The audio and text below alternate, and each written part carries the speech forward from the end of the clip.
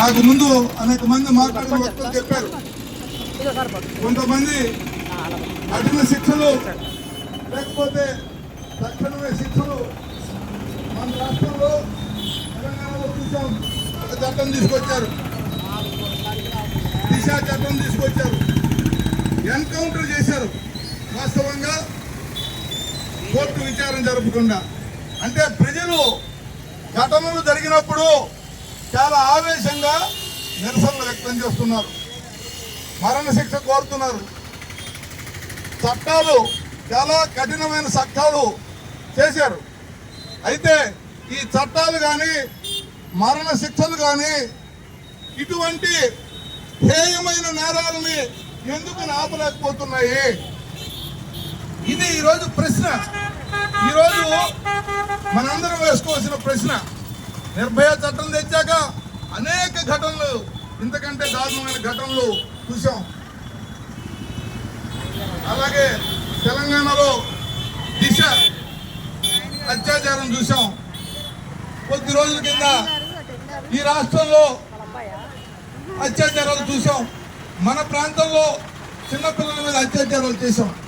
వీటన్నిటికీ ఈరోజు కారణం ఏమిటంటే ప్రధానంగా అందరూ అర్థం చేసుకోవాల్సింది, అందరూ చెప్తున్నది కూడా, దేశంలో ప్రపంచంలో డ్రగ్స్ విపరీతంగా పెరిగిపోయినాయి. ఇటువంటి అత్యాచారాలు చేసేవాళ్ళు, హత్యలు చేసేవాళ్ళు ప్రధానంగా అందరూ డ్రగ్ అడిక్ట్స్ అయిన వాళ్ళు ఉన్నారు.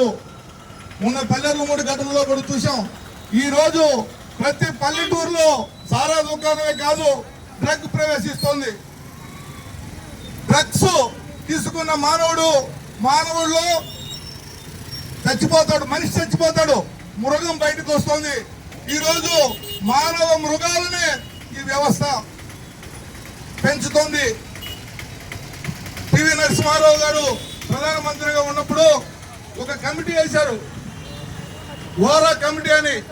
ఆ కమిటీ ఏం చెప్పిందంటే రాజకీయ నాయకులకి, నేరస్తులకి ఉన్న సంబంధం చాలా బలీయమైన సంబంధంగా ఉన్నది. మాఫియాలు ప్రభుత్వాలని రూల్ చేస్తున్నాయి.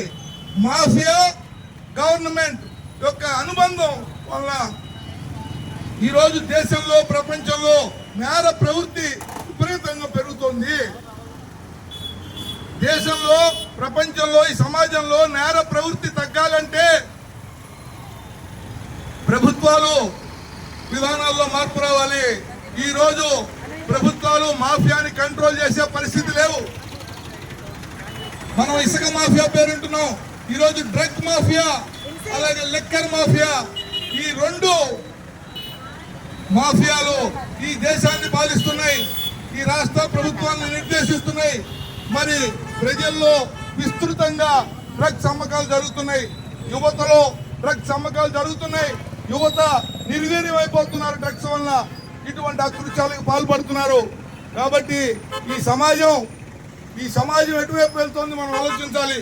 ఈ సమాజంలో పెట్టుబడిదారి వ్యవస్థ, పెట్టుబడిదారి సమాజం అడ్వాన్స్ అవుతున్న కొద్దీ లాభాపేక్ష తప్పితే సామాజిక దృక్పథం ప్రభుత్వాలకు లేదు. లాభాపేక్షతోనే ప్రభుత్వ విధానాలు ఉంటున్నాయి.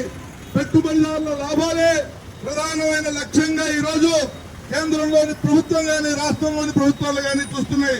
ప్రజల సంక్షేమాన్ని పట్టించుకోవట్లా, ప్రజల యొక్క శ్రేయస్సుని పట్టించుకోవట్లా.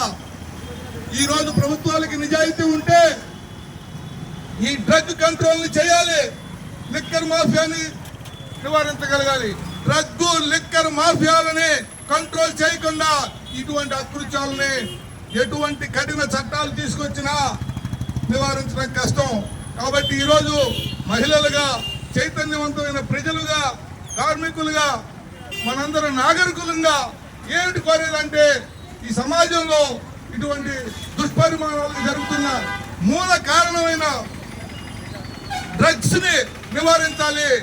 డ్రగ్స్ కి వ్యతిరేకంగా పెద్ద ఉద్యమం తీసుకురావాల్సిన బాధ్యత మనందరి పైన ఉంది.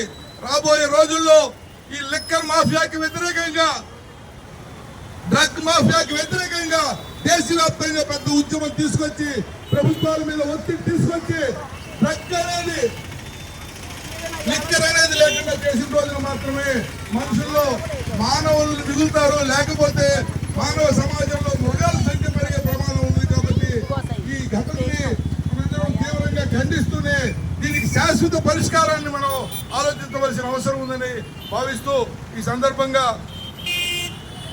అంగన్వాడీ వర్కర్స్ యూనియన్ ఈ కార్యక్రమంలో పాల్గొని సాలిడారిటీ తెలిపిన మహిళా సోదరి మనులందరికీ అలాగే కార్మిక సోదరులందరికీ సిఐటి తరఫున అభినందనలు తెలియజేస్తూ కార్యక్రమాన్ని